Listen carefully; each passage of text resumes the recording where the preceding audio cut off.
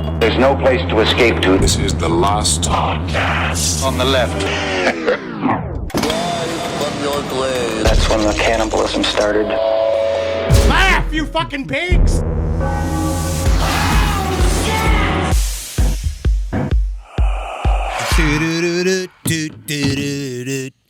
9/11 week is the best time to do a show. You know, I almost forgot. You know, me too. I was like, what is That's the happening 23rd anniversary. Like, yeah. Why is this cop crying right now? That was my first question. And then I was like, oh, yeah, that's right. Because his lungs are bleeding. Welcome to Last Podcast on the Left, ladies and gentlemen. We watched the reading of the names this morning. I'm Marcus Parks. We do it every 9/11. With me is Henry Zabrowski. I taped mine on the VCR, and then what I'm going to do is tonight, I'm going to go watch it, because some of my favorite names are on there. There's Ronnie McDungle. Yes. Have you seen some of these are great. Have you seen Sarah Bress? Very sad she died on 9/11. One of my favorite names. Yeah. I always stick around for Red Pepper, and then around Red Pepper, there's a woman whose last name is Red Pepper. And around the time of Red Pepper, that's when I start to kind of check out a little bit. That's when you get bored? Now, do they read all the names or just the people who died in the towers? Like, do All they the read the names. Yeah, Pentagon yeah. names too, and the United 25 names? What know about what? the pilots? I can't remember.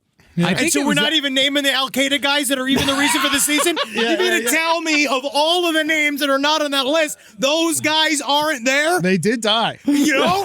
In the towers. Well, none of that plaque wouldn't be there if it wasn't for them. Yeah, it's true. It's like when they skipped Gilbert on the Oscar memorials. Oh, don't even get me started. Don't even get me. Same shit. We're here for part 2. Not the horrors of 9/11. No, not yet. But the horrors of the underwater world. We're not in the sky. We're in the sea, or at least an approximation of the sea at SeaWorld. Yes, Ed, right.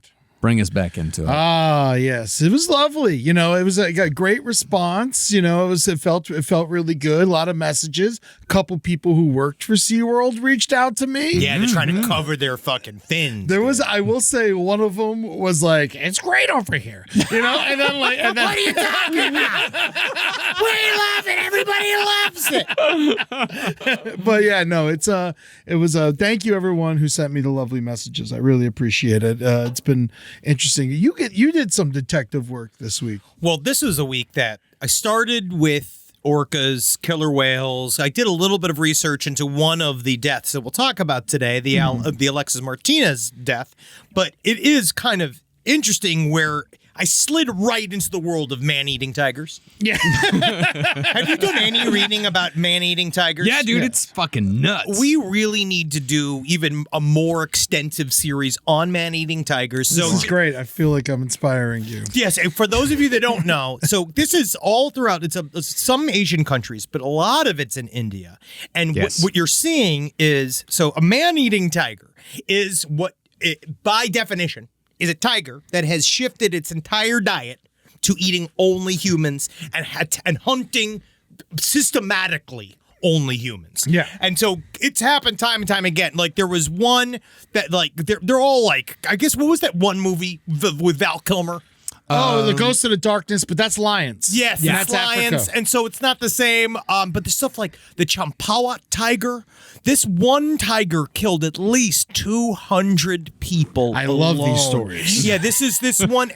But what's interesting is that they found out is that it's because in rural India they have a relationship with the wildlife or that they live in that is extremely different than any other culture. Like they are totally fine with living with some of the world's deadliest animals in their backyard. They have kind of a symbiosis with them, and they Once you get used to it, Well, you got to. they're just used to it. But the problem is that they're getting, because of the population increases in India, they're going further and further into the tiger's territory. So they get super territorial. But what the main thing is that they become man-eating tigers mostly. Because, like, a tiger will eat a person every once in a while. Yeah. But normally it's out of confusion. They say the one thing that, like, the tigers do is that they'll stalk the guys picking rice.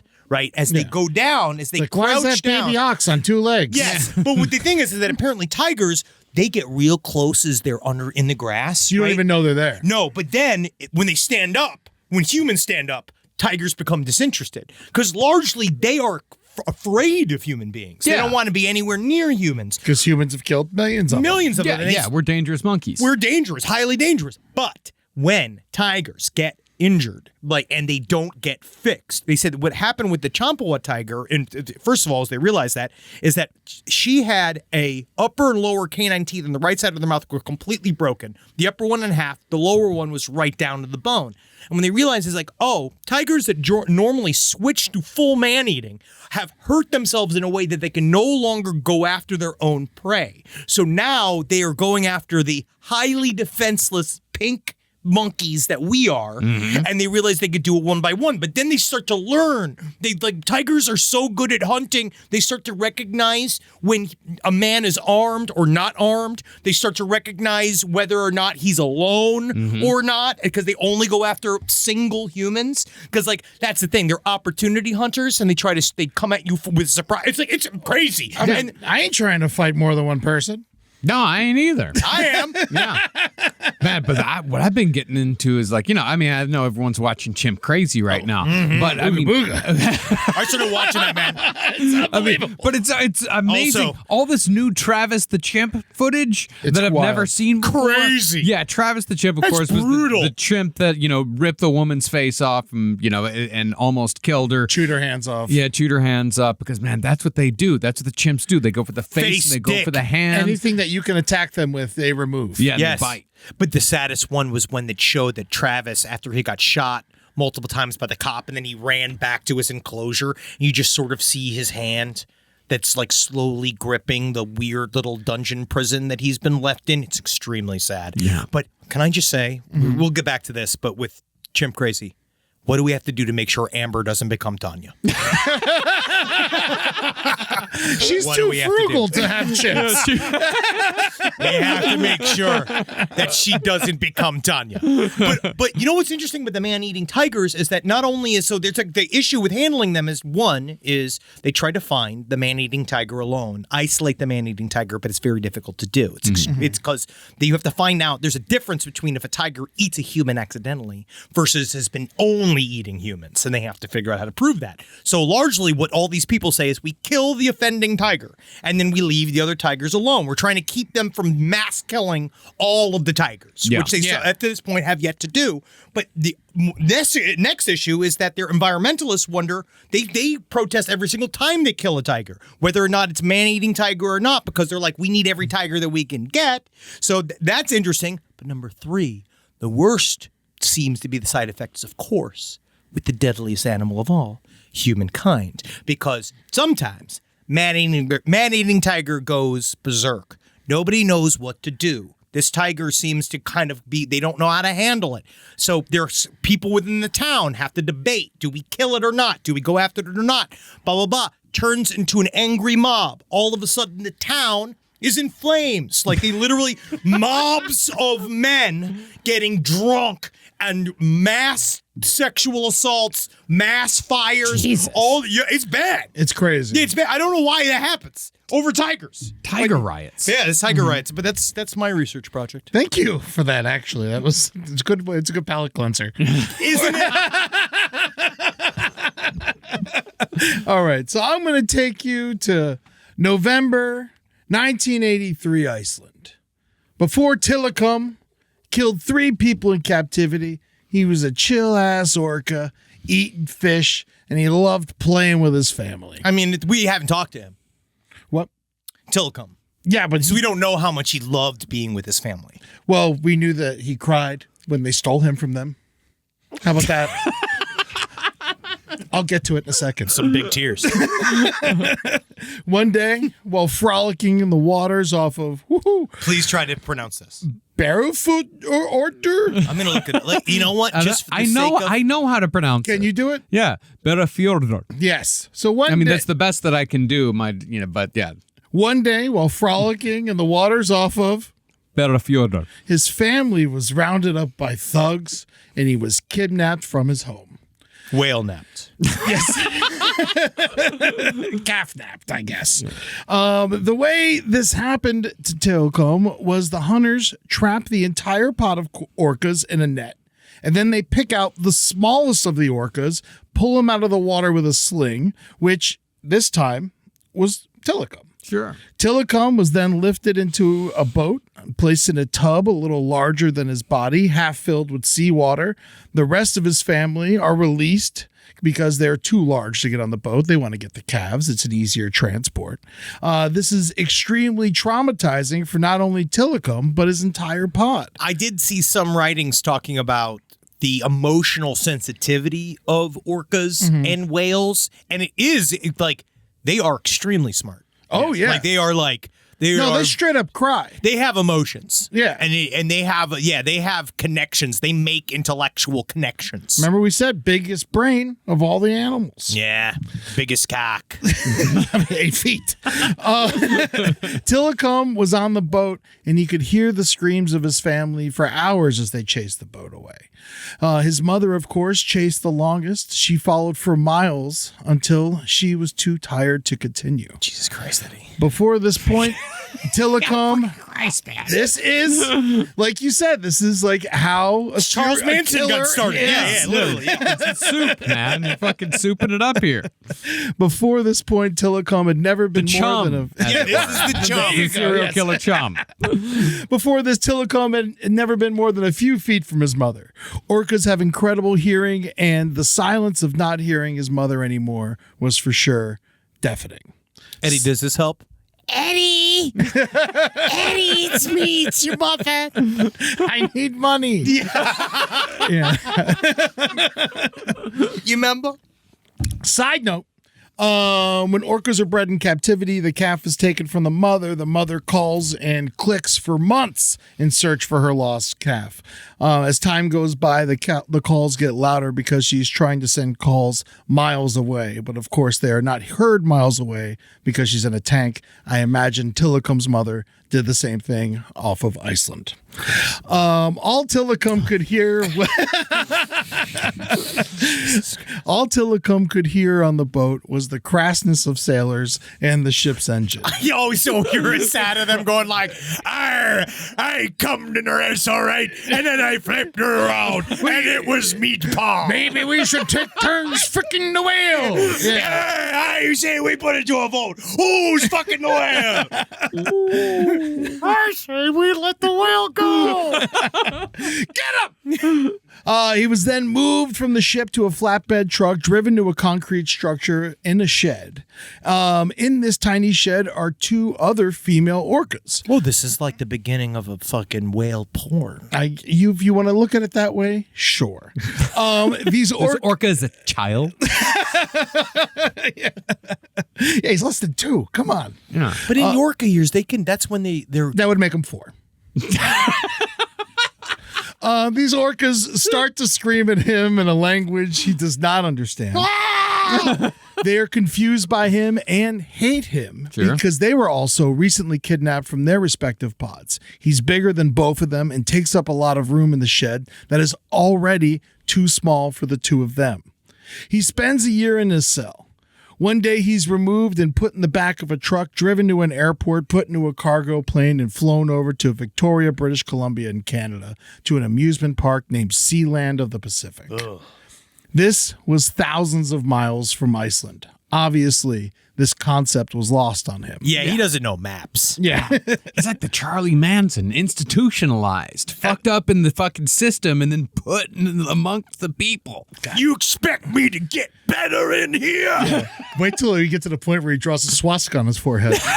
Honestly, at first, yes, I'd be offended, but quickly, soon afterwards, I'd be like, how do you learn to do that? Learn the simple. There's no sharp angles in the ocean. Find out there's an employee at SeaWorld that's just been reading a Mein Kampf every night. I've been doodling.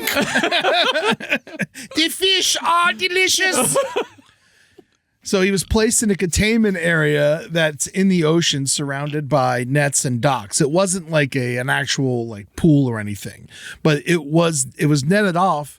and the people observe him from the docks during the day, flashing cameras and yelling, "Oh, that's a big fish, eh?" Very good Canadian. Thank you. It wasn't. It sounded British. I'm trying to help. I'm not trying to roast Oh, here. that's a big fish, eh? That's better, Oh, right? That's bad. that's much a better. big fish there, eh? Yeah, there you go. Oh, Thank yeah, you. all right there. But I tell you what, if I seen a bigger fish, and let me tell you, I'd seen when I was over in Westminster, I saw a fish twice that size. That's the thing, though, is that you're operating under the principle that there's a fish, and it's actually not a fish, mister. That's a mammal. Thank and then you, got a Bob. fucking Canadian giving you a goddamn lecture for the Thank next hour you, and a half. Bob. Let's yell at this fat man. Eventually, they moved Tilikum to a larger enclosure with two other killer whales, Nootka and Haida. They were much smaller, but also not fond of him because he's so big and he takes up a lot of space, and they're already cramped enclosure. I'm just so large. I'm sorry. That is like his bane. Yeah. Like it was consistently, like through his entire life, he was bullied by smaller whales that could maneuver around him and like kick his ass. Oh, it's awful. Yeah, they begin to bully him. Sometimes the big deserve it. We'll take it to the parking lot in a little bit. They begin to bully him and beat up on him. They ram him, rake their teeth on him, and during the evening, the three of them are locked up in an even smaller indoor tank adjacent to the pool. See, you saying them they were mean is interesting because I don't know why. Obviously, this is my issue. But when I see the names Nootka and Haida, like I just imagine like two orcas with big, huge tits and big steins of beer and big blonde hair and a plate of sausages and stuff. But maybe that's just because it's just me. Yeah, no. I don't think it really holds water at all. 9. The tank held water. The owner of Sealand didn't want him overnight and held in by just the nets in fear they would chew through it and escape. So at night, they put him in the small pool. The three of them would be locked in the module for 14 hours at a time from 5 p.m. to 7 a.m. every goddamn day. Most nights, Nootka and Haida attacked Tilikum.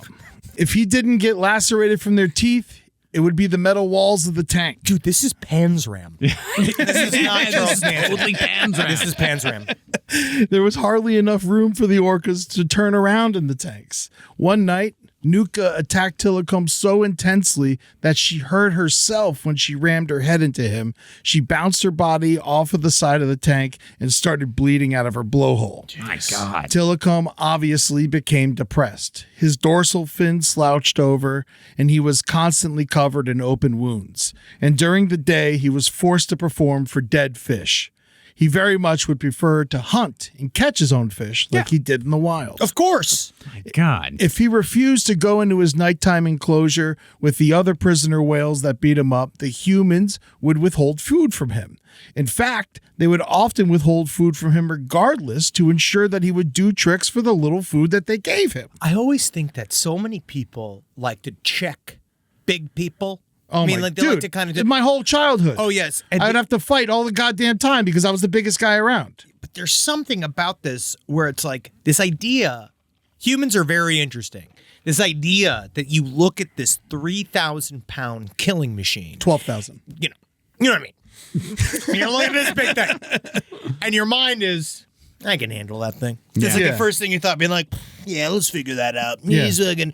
He's gonna be begging for fish. Yeah, And in it's just fact, like, get two more and let's get people to come look at them. yeah, but meanwhile, like, I feel like it's like bringing back to Chimp Crazy. Every single moment of Chimp Crazy, when the one where it was like they were all watching TV. They were watching they were with the chimp that was watching the chimp from 2001 on the screen, and this chimp is just going like, ah, ah, and they're all like laughing and shit. And then they showed old footage of them handing a toddler to one of the chimps. Oh my and they're God. all, like, It drove me laughing insane. And, and so I'm just sitting there like. Just waiting. I'm just waiting for it to just rip it to pieces. Yeah, you know it's not going to, but still, it's in your head. It's this close. I don't know, It's man. like There was that one footage of him like brought the teenager over to play, and then Yeah, he starts fucking like going nuts on him and starts grabbing at his arm. And like the guy's like, okay. But they all This have is like really scary very suddenly. But they all just think they can reason with this animal. No, and Yeah. it's not a fucking person. no. I feel like this is like the perfect week to do this episode with all the Chimp Crazy stuff. Yeah. Yeah. It really is. Man should. That's the thing. We were talking about this at home. Man made 2 categories of animal for that: dogs and cats. I know. We have all agreed that we made dogs and cats for this purpose. Not chimps. I completely agree. If we spent generations mutilating cats and dogs to make them great, to be kept inside of the house, if it wasn't for the centuries of eugenics, dog eugenics, Carmi would not be able to exist. No, you know. So, but that's Dogs were domesticated thousands of years before the wheel. Yes, they were. They've been a part of the human story ever since we literally have had communities. So they are, but they are made to be with us now. At this point, chimps are not. No. Well, anyway, Nuka and Haida were in heat. Oh, all right. I think my vision is coming a little closer. In Tilikum, he's still a pup at this point, but they dominated him and then made him have sex with them against his will. So he was raped. Tilikum was raped. Whoa! In the beginning, yes. Jesus And Christ, in Tilikum, This really is Panzram. yeah, and also the thing to know about Tilikum when he starts like becoming a major part of the breeding program is he was known to be a very sensitive lover. Yeah. So orchids have different styles of lovemaking? Yeah, Kanduke was a bastard. It's better than me in Australia when I was no can do. But that's wow. So what do you mean by like it licked the clit? No, he would follow them nicely and rub the side of them, and like the orca would like look back at him. Yeah, it was very sensual. When Kanduke would just like ram himself into the poor little orca that he was impregnating. Wow, great. But, yeah, well, you know. Yeah, I asked. Kanduke died and Tilikum lived. Hey, that's how it goes. So February 20th, 1991, things took a much darker turn when Tilikum killed 20-year-old student and animal trainer Keltie Byrne. What happened was, between shows, Keltie slipped and one leg fell in the water, and that was all Tilikum needed. Oh, yeah. He grabbed her foot and dragged her into the pool. She broke loose for a moment, but there was no ladder out. And Tilikum came back, grabbed her again, and dragged her to the center of the pool. He dragged her to the bottom of the pool and held her there. The water was cold. Remember, we're up in Canada. Mm-hmm. Witnesses said Keltie screamed for help as Tilikum let her up for air briefly, but was now a game for Tilikum. Fellow employees tried to free her with a long hook, but Tilikum kept her away. They threw a life preserver, and he kept her away from that as well. Staff was doing everything they could to distract Tilikum to release her, but he would not. There's something about I was reading one about one of the tiger attacks that had happened in captivity, and also the Siegfried and Roy attack. Yes, the Roy attack. Well, that was in front of an audience of people. That's interesting because they tried to say, but it's imagining all of the people desperately, like this giant animal is playing with a dead body in a pool. If you hit it with a baseball bat, it won't affect it. Yes, but they're literally like shaking keys at it. Like it's crazy. They have like slap the water. They have to slap the water and they're shaking keys at it and they got little fish and they go like, stop it now, please stop it. And that's that's all they could do. Because it's a 12,000-pound killing machine. Yeah. And Tilikum, he brought her under again and again, letting her get brief gulps of air. The other whales began to join in at this point. He was playing with her, balancing her while she cried on his nose. Whoa, so she was alive for that long. She's still alive. She's still alive. Yes, she's still alive at this point. And then Nuka and Haida began tossing her back and forth as well. While she was fighting for air and survival, finally, Tilikum took her underwater to her ultimate demise. Oh. The whole event lasted for 15 minutes. Oh, I thought you meant she survived altogether. No, she's dead. Yeah. Yeah, she's very much dead. I assume. Yeah. Yeah, but now... Man, 15 minutes of just getting beach balled back and forth by a bunch of whales. Like 3 orcas. God. After she was dead, Tilikum refused to give her back, and he continued to play with her dead body in front of the staff and onlookers. Ted Bundy.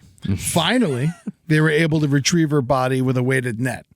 When they brought her onto the dock, she had been stripped naked and was covered in bruises and lacerations. Sealand of the Pacific was not equipped to house these animals and ended up selling all 3 to SeaWorld. What was Sealand of the Pacific equipped to house?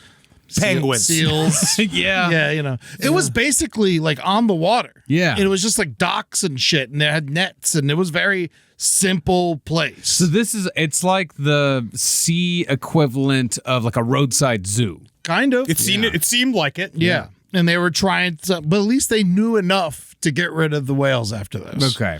In captivity, Tilikum would go on to be SeaWorld's best stud, having 21 offspring in captivity, and 11 died before he did. And 7 of them are still performing to this day. Whoa. The rest were sent to other parks. He's Joe Jackson. No, Tilikum, like when you come and another whale, like, do you think that he made other more agitatable whales? I guess not. Yes. Because really, Very much so. Wow. Yeah, because he is an aggressive whale. Yeah. And it is in his blood. And he's also mixing his aggressive whale blood with other whales from all over the world, other different types of whales. Remember, we have residents and and so there's different types of whales transient whales. Wow. So and he was a resident. So if he mixed with a transient, and then all of a sudden you got a whale that eats mammals that's aggressive. Yeah, man, we got to be careful because that's how we got Chet Hanks. God knows where she caught that dick, man. For the You record, got 2 of your favorite references in under like 2 minutes. Joe Jackson and Chet Hanks.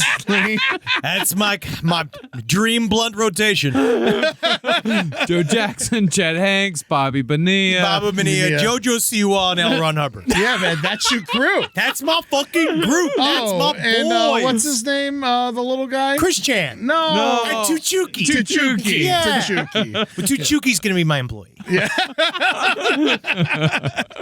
But before we go, and for the record, as we stated, SeaWorld has since ended their breeding program.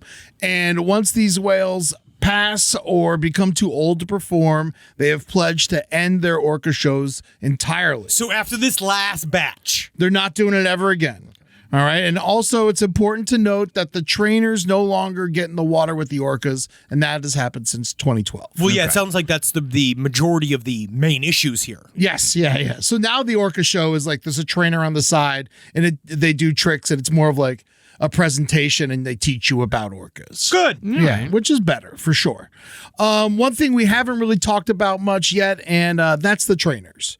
From what I can tell, most of the trainers are not marine biologists or scientists, but performers that love whales.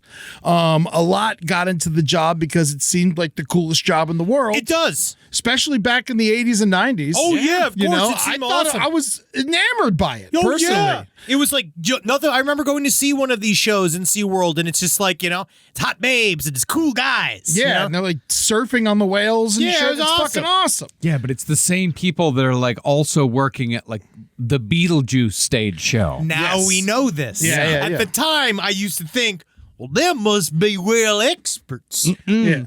But it's not till they all started working there till they really found out what was going on. Some of the trainers say that the only reason they stay working there is because they are scared of what will happen if they leave. That makes total sense. Yeah, They because- built a relationship with the animal, and they don't still want somebody else. What if somebody comes in who's a total shithead? Exactly. So they love these animals. Oh, yes. The emotional attachment between a whale and his trainer is stronger, if not stronger, than we have with our cats and dogs. Well, dogs for sure. I don't know. I refuse to believe that. I mean, imagine if Carmi was an orca. How much more you would love her? Yeah. Actually, just because then I'd have like a pool that I could throw my enemies into. Yes. But they don't eat humans. They just like- kill them. That's the fun. Then I fish it out. Then I feed the rest to the neighborhood. Honestly, I feel like it'd be a good way for me to help feed the poor. Yeah, that's a great idea. Yeah. People, cannibalism. Thank you. Yeah. It's great. Also, you don't just become an orca trainer when you're hired. At first, they start you off working with like seals and dolphins and false killer whales and stuff like that. And then once you're excelling there, they will move you into the bigger pool with the bigger animals. At least it's not just been like, well, she was good at the tilt-a-whirl, so let's toss her, Keiko. I think she's ready to handle. She slung some corn dogs pretty fast the other day. I think think Tilikum needs a new rider. One ex-trainer, Carol Ray, remembered applying for a tour guide position, and on her resume, she had a psych degree, a specialization in behavioral activities, a scuba certification, theater training, and was a competitive swimmer. Holy shit. Yeah, so they tried to make her an animal trainer instead of a tour guide, but she declined. She just wanted a job for the summer. When she was a tour guide, she was taught how to deal with problem guests who asked challenging questions. Yeah. Yeah, That was always me as a kid. yeah. She was told to avoid buzzwords and phrases like animals weren't captured but acquired. Yeah. Oh, you don't know how they got here. Yeah, the animals weren't in cages or tanks, but enclosures and aquariums. Captivity was called controlled environment, and animals never had sex. They engaged in courtship behavior. Nah, animals fuck. I know, but And we know. Shit. If someone asked where an animal was that had died, they were simply told to say, I don't know. I don't know. Instead of kill, they Just said like, actually, it's in the tuna sandwiches in the panini press. Yeah. Instead of kill, they say the animal ate, and they didn't ever want to say the word evolve because they were a Christian organization. Jesus so fucking Christ. SeaWorld had them use the word adapt. Fucking God. I hate them so much more now. I didn't know it was more. Yeah, I didn't know think it was Christ was in possible this. for me to dislike SeaWorld more. You remember when Jesus was on the cross and he's like, capture the whales.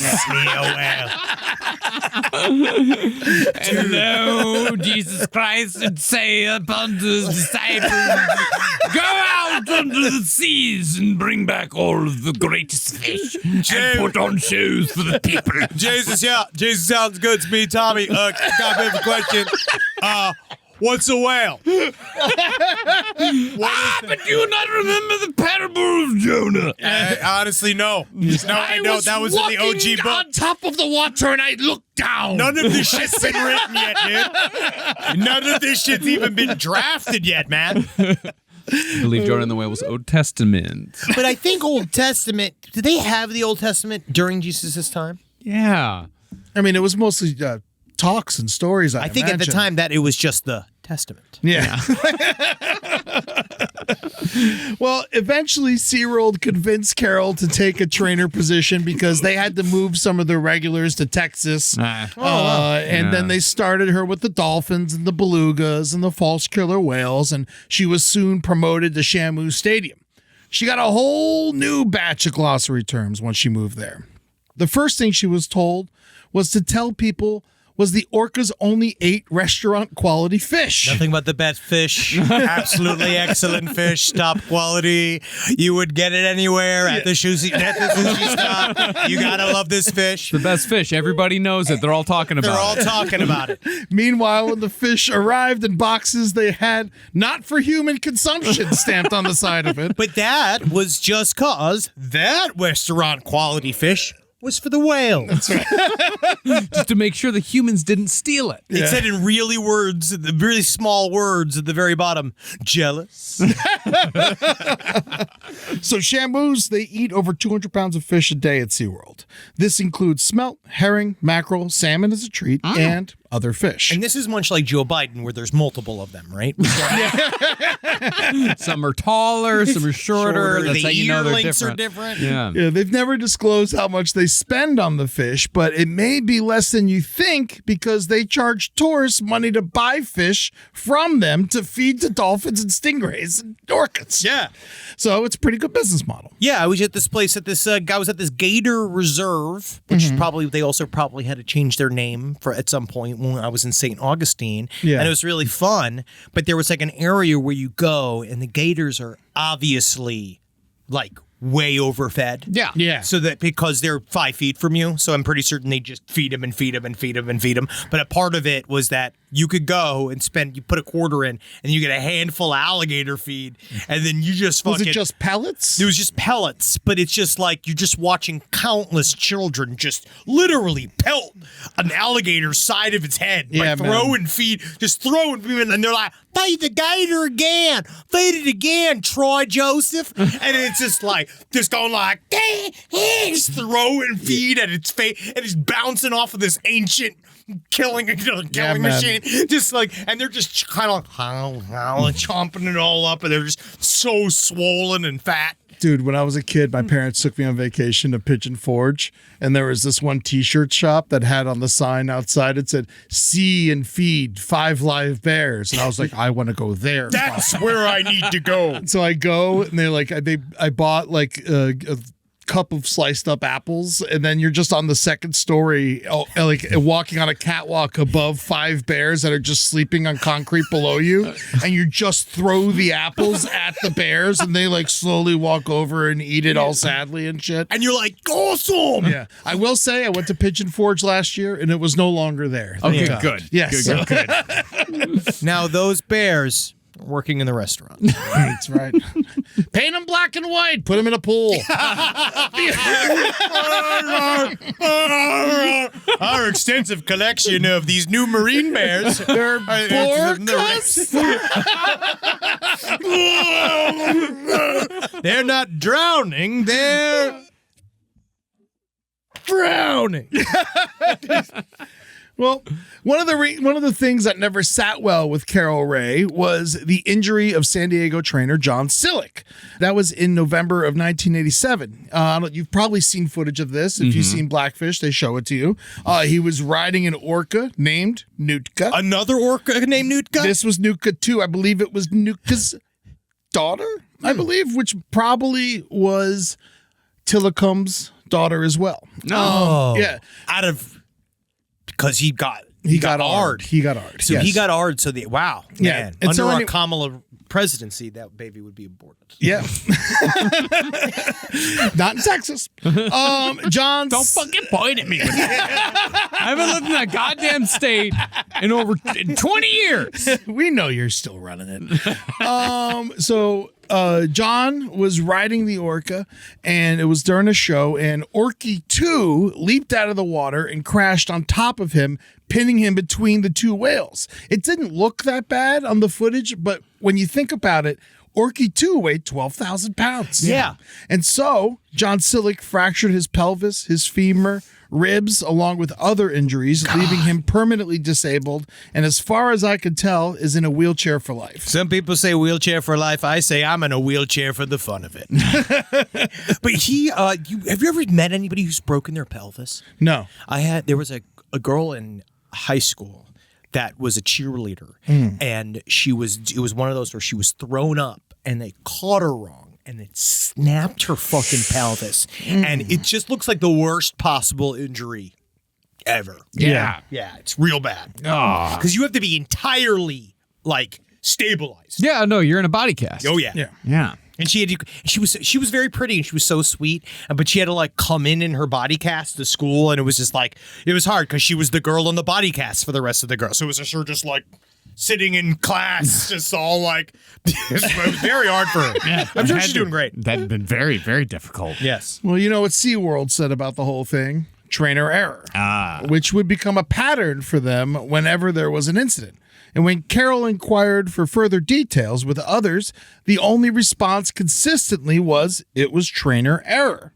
Soon, she had an incident of her own when baby Kalina bit her hand during training.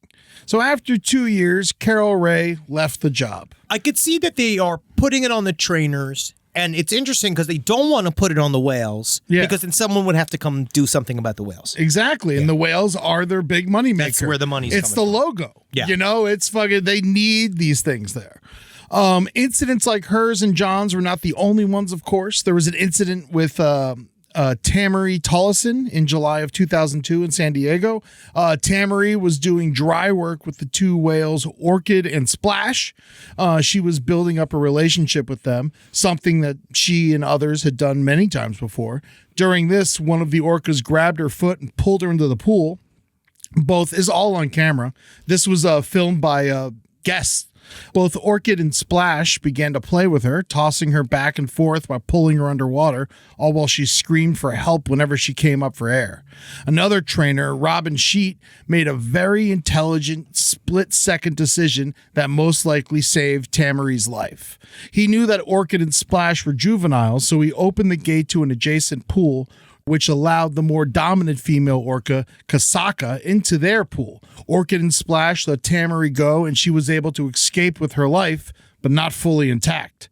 Tamarie's arm was totally broken, but like a badass, she was able to climb out of the pool to save her own life.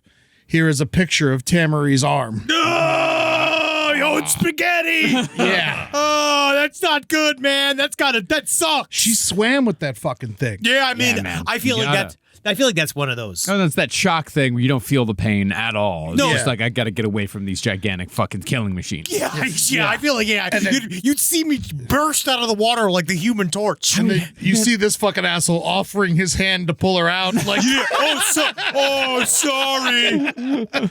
Man, I Does couldn't that imagine. hurt?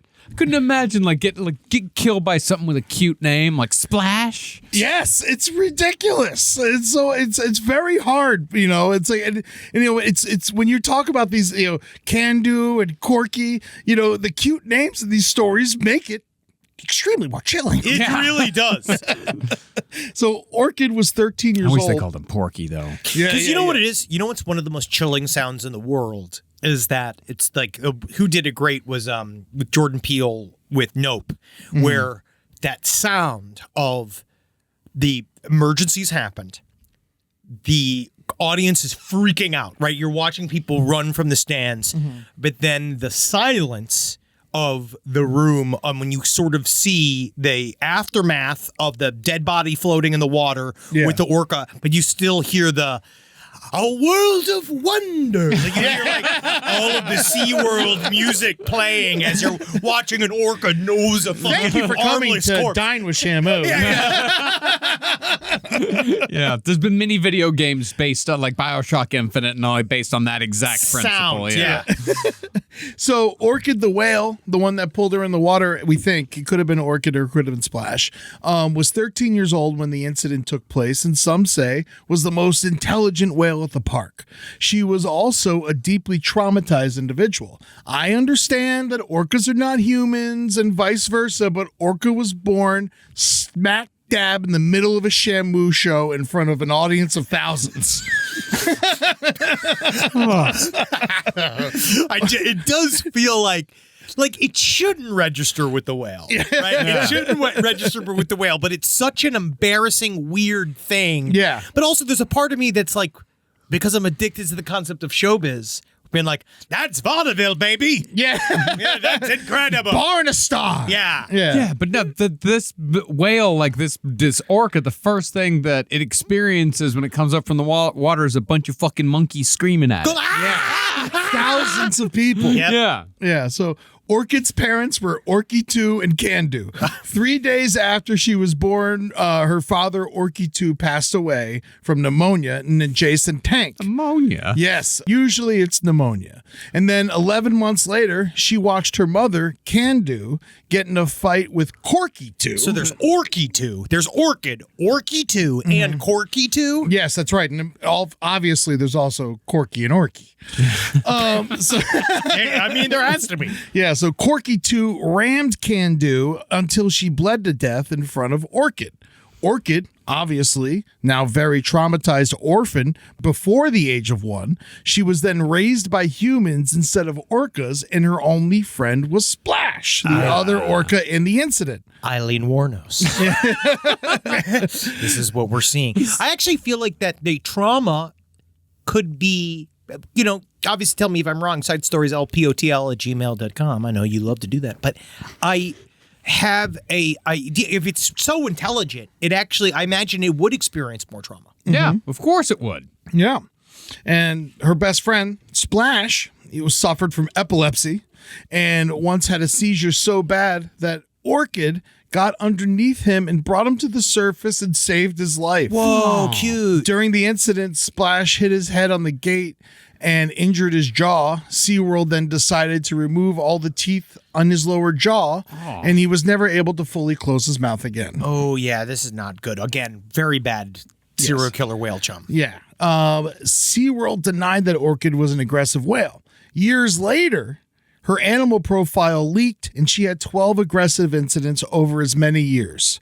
SeaWorld denying responsibility is a very clear pattern. You know what's interesting is another one. It's like with Travis, the chimp, was that they noticed that Sarah, I believe was the name of the lady that owned Travis the chimp, is that after Travis killed her friend, so it was her friend who came over because they were finally going to essentially transport Travis out of the house. Right? Yeah. That was like one, and so the friend was the one who got maimed, but apparently the owner of Travis was revealed that Travis was getting more and more physically violent to her throughout the entire time before the attack. So Yeah, she was, she like, was covered covered in in bruises and shit. So it But seems wasn't to she like giving him Valium and shit? yeah, oh yes, but this is interesting because these whales are like building.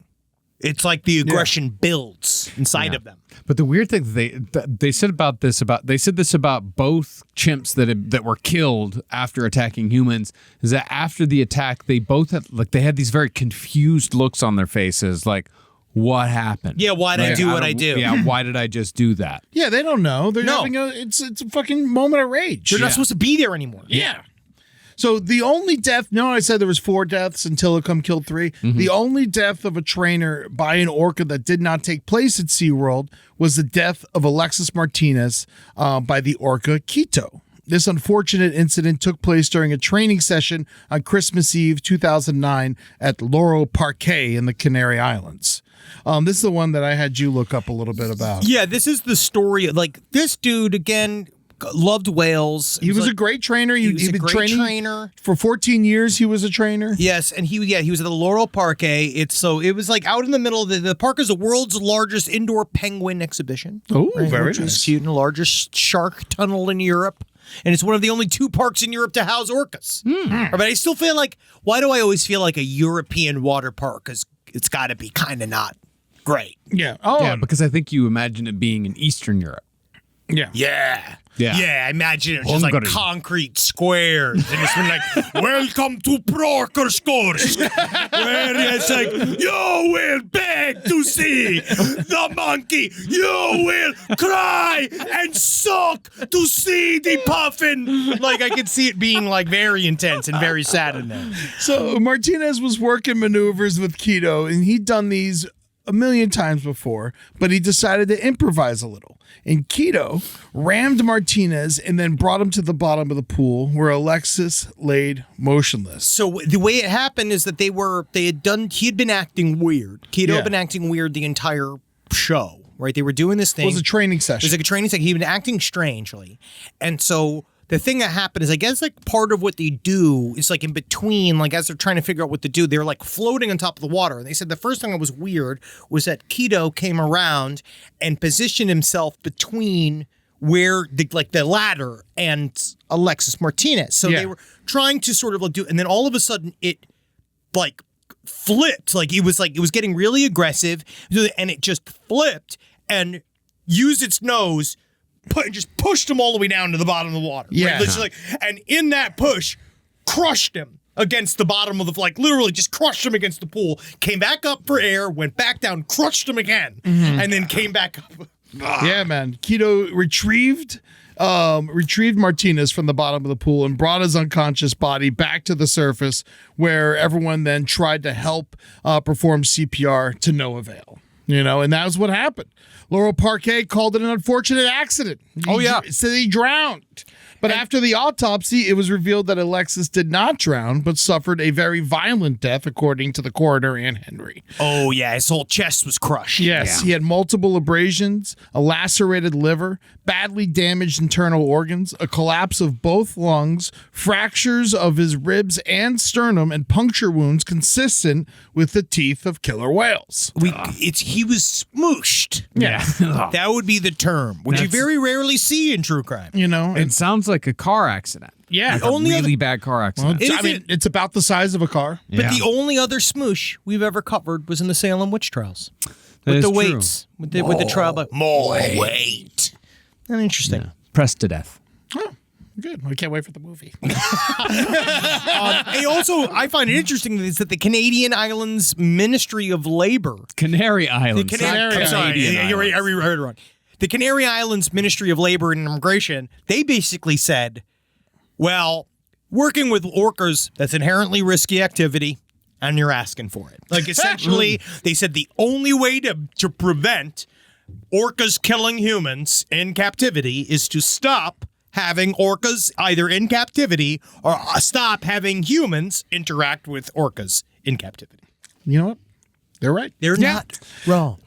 So I know what you guys are thinking back at home. Ed, you're piling on. This is called Horrors of SeaWorld. This happened in the Canary Islands at Laurel Parquet off the coast of Morocco, you know? SeaWorld has nothing to do with this.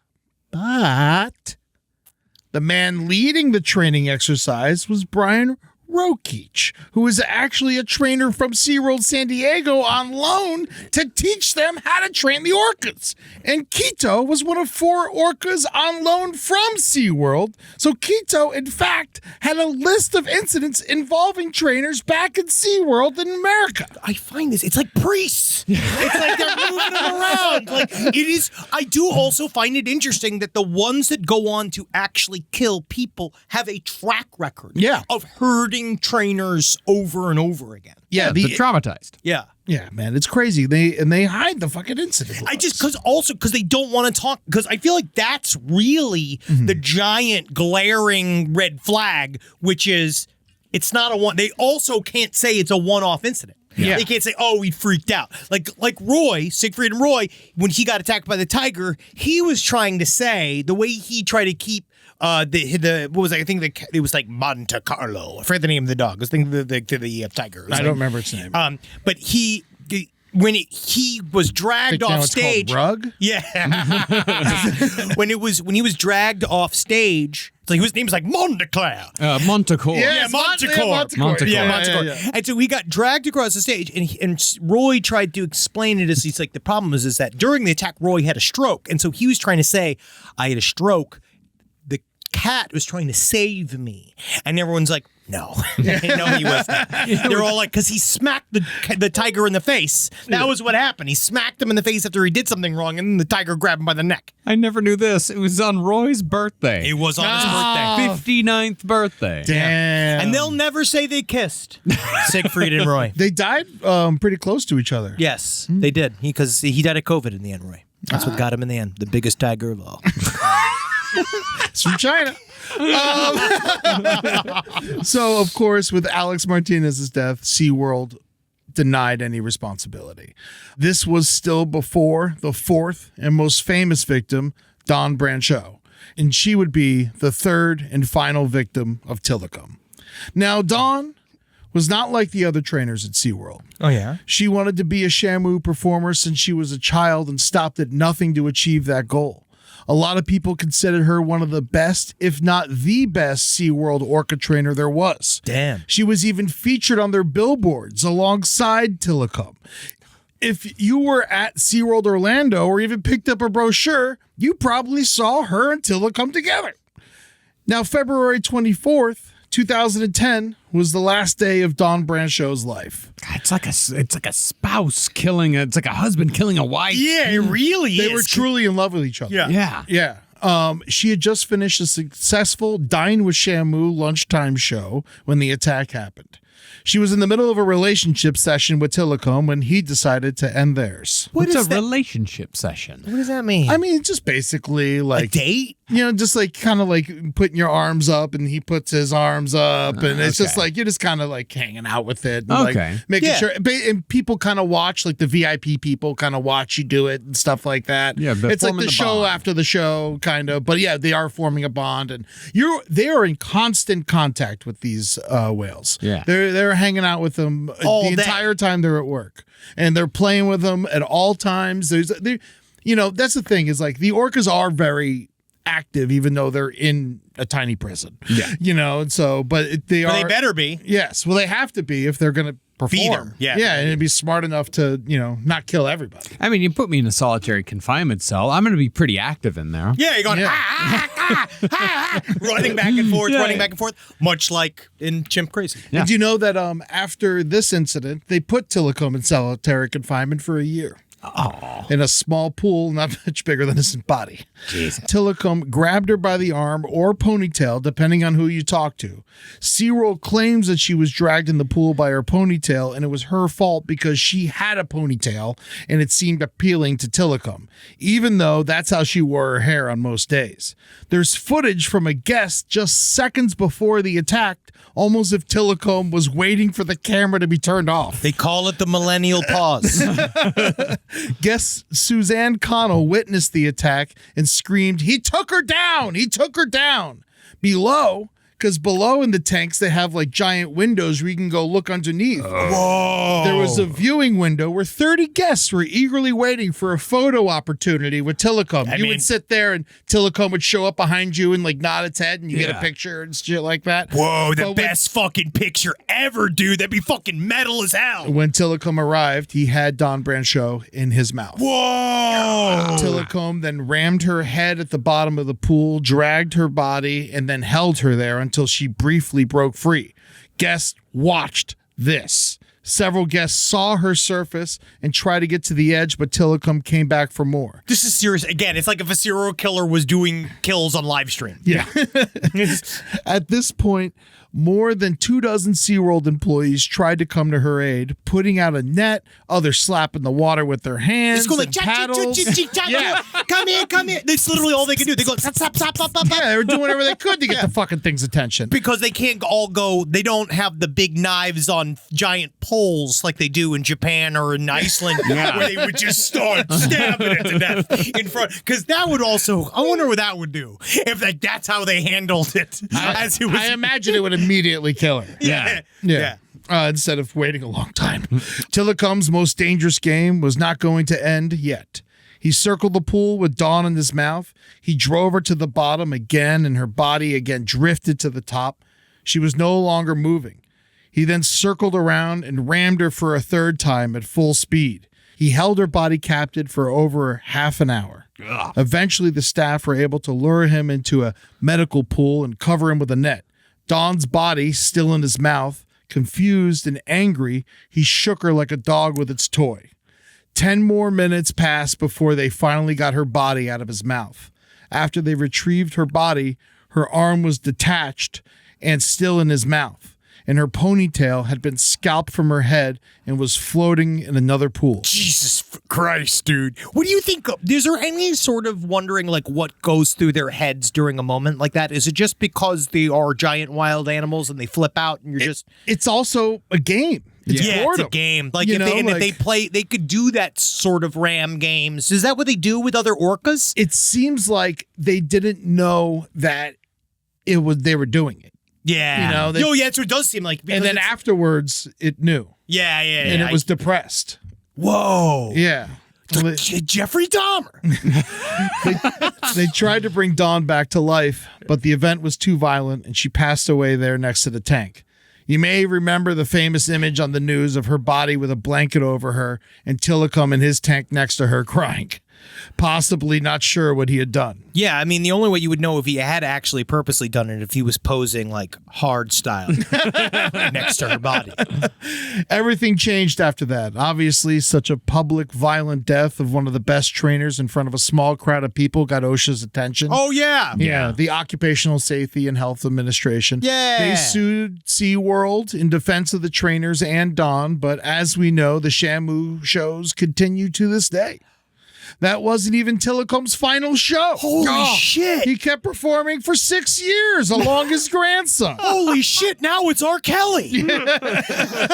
Oh my God. We just kept doing it. Yeah, man. SeaWorld still claims that Dawn's death was her fault and that working conditions were and are safe for all employees. After the movie Blackfish came out and won an Oscar, SeaWorld took a major hit. Sure. They now have roller coasters and other theme park fare to win back guests. Yeah, and it's like a shitty version of it. It's not. Yeah. SeaWorld's bad. Now SeaWorld has Discovery Cove, a water park for humans. Turns out they're not good at that either because 3 people lost their lives there this year. The most recent was last week. Oh my God. How? Drowning. Yeah, man. They're all found unresponsive in wave pools and shit. Oh, God. Yeah. So January 6th, 2017. That'd be incredible. Tilikum arrived on the steps of the White House. We're shot going through a window. No, January 6th, 2017, Tilikum's troubled life came to an end when he died, as many captive whales do, from bacterial pneumonia. If I had hands, I'd put them around the throat of the world, and I'd strangle them to death. And that's his quote from his last words. Yeah. They disposed of Tilikum's body like they do all other whales, which I learned about from an unnamed source who contacted me after the first episode. Yeah, because I have no idea how they do this. Because first of all, because it's like they can't feed them to the other animals. Right? So he was moved by crane to the back of House Zoological Area where the vets conducted a necropsy. Is that how you say that, Marcus? Yeah, necropsy. Yeah, that's good enough. They conducted a necropsy, which can last for hours. Then the whale is cut up into 45-pound pieces and placed in Stericycle containers. That would be about 260 bins for Tilikum. Hey, you like whales? You want to make 45 of them? Hey, come on out. Oh, I heard you like whales. You have a chainsaw? If the whale dies in the afternoon, the people conducting the necropsy and disposal work all night. The next day, a Stericycle truck picks up the bins to incinerate. It's a very messy process that would put the Gainesville Ripper to shame. Oh, yeah, buddy. Was that because it's the... Yeah. It's just covered in whale blubber? Yeah, and then put into bins. Yeah. All right. We're going to need a sweep up in here. Chopping them up into cubes and chunks. Yeah, man.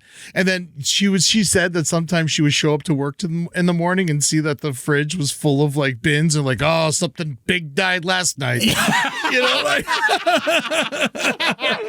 you imagine if they did this at Disney World with the character actors? I mean, they do it at the Animal Kingdom, probably. Oh, most zoos have incinerators and stuff like that is another thing I learned. Yeah. Today, SeaWorld, the aquarium, is a much better organization. They are more than regularly inspected by multiple organizations like the AZA, the American Zoo Association, OSHA, USDA, Humane Society, U.S. Fish and Wildlife, and PETA is even a shareholder so they can have a vote in board meetings. It's almost like they have to. But hey, I'll take it. Yeah, SeaWorld often rehabilitates animals like sea turtles and sea lions, etc., and they release them back into the wild. The people who work there truly do care for animals, but is it enough good grace to make us forget about the past? Well, think about, like, I'm going to bring up Chimp Crazy again just because I'm in the middle of watching it. That crazy woman, Tanya, was only first there because of how much she loved those goddamn chimps. Yeah. She loved them, even though she had no fucking idea what she was doing. No, she was giving them Happy Meals. But she was... the oh chimp. my God. She ordered chocolate shakes for the fucking chimps. Oh, yeah. Pouring the milkshakes into the chimps' mouths was just like one of the wildest scenes I've seen in a minute. And I was just... But it's hard because it was like when my mom would feed Gracie May fried egg sandwiches, the dog, in the morning. Dude, I brought up, when we were watching that documentary, I brought up Gracie May to Carolina. I was like, this is exactly what Henry's mom did to their fucking dog. It's called toxic love. It's this thing where she does not know that her love is killing the animal. Yeah. Just because he likes Happy Meals doesn't mean that he should have them. You know, it's just hard. Yeah, fucking Wendy would love to smoke a cigarette. Well, as far as SeaWorld goes, people still go. It's still one of the most successful theme parks in the world. And recently, I stayed at the hotel next to SeaWorld in San Diego. Oh, so because that's where they had beds your size. Yeah. It was wet. I had the front desk hold my luggage while I ate one of my many meals. And when I went to retrieve it, the lady at the front desk yelled to the back, "Get me some more SeaWorld vouchers." And then I asked, do people still go to SeaWorld? And she replied to me, "No one cares about that documentary." Maybe she was right. That's it. Thank you so much. My God. Good No one cares about that documentary. Wow, you're right. Yeah. They don't. I guess they don't. They really don't. Really great work, Eddie. Yes, great work. Really great. This has been great fun. Thank you. We definitely stepped outside of our normal territory, but I like that we brought it with the same vibe. Yeah, It's the man. same vibe. It's the same shit. But we're going to get back to some real human crime. It's going to be murder next week. Yeah, ladies murder's and on gentlemen. Don't worry murder's about on it. the menu. I got And murder on the docket. we got a bunch of shit. We'll figure that out. But we got a bunch of shit coming up. What, murder on the docket? Everything. Yeah. We got a The lot of docket. on that. The docket. future docket. Yeah. I want to do murder next week. No, I want to do murder. We're doing murder next week. Okay, all right. Yeah, for certain. Yeah, we're and human murder. There you Yes. go, folks. You heard it here first. Henry and Marcus are going to murder somebody next week. Yeah. Possibly in Chicago tonight. Hey. So we're Friday. Come and see the Side Stories live show. Come and check us out. We are figuring it out, Yeah. and we can't wait. And it's tonight. So come on out to the Park West. Please do. And then tomorrow night, we are going to be, I think we have we sold As out. of the time of this recording, they released 100 extra tickets. Yes, we had sold out, and then they released another 100 tickets. Go pick them up. We're going to be in town. This show's our best show yet. It's pretty fucking awesome. It's pretty fucking great. We just honed it like fuck in Australia. We can't wait to show it to you. I will say, though, I will have to cut all my breakdancing ray gun jokes. Yes. Because the time has passed. But really that did. woman is still dumb.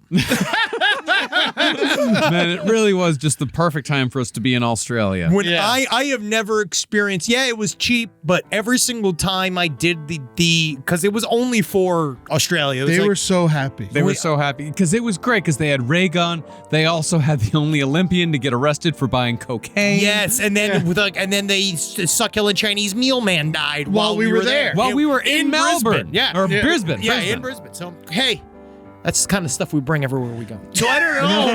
I don't know what we're gonna change for our Chicago show. is coming back to life. Just go to patreon.com/last podcast on the left. Not only can you see us do this flopping around on camera, you do it there, but also you get a whole bunch of shit. You get tickets ahead of time, all the kind of stuff. Go check it out. We put a lot of content on there. And go to @LP on the left for all social medias. Mhm. And don't forget to watch Side Stories on YouTube. Yeah, please. Yeah. Please. And check all the other streams that we do out at LPN TV. That is twitch.tv/LPN TV. And of course, go to lastpodcastontheleft.com and click on shows to see all the places we're coming to this year. Chicago, Boston, Los Angeles, London, and Reykjavik. Please come on out. And Brooklyn as well. Going to be coming to see you this year. So come on out. See us live Man, on stage. I can't wait to perform in Brooklyn. It's It's gonna been so long, and we haven't. wait to go Because I home. haven't performed in Brooklyn since Murderfest. Yeah. It's going to be fun. Yeah, I can't wait. Hell yeah. All right, Hail Sweet Sight. Oh, no, again. Hail Tilikum.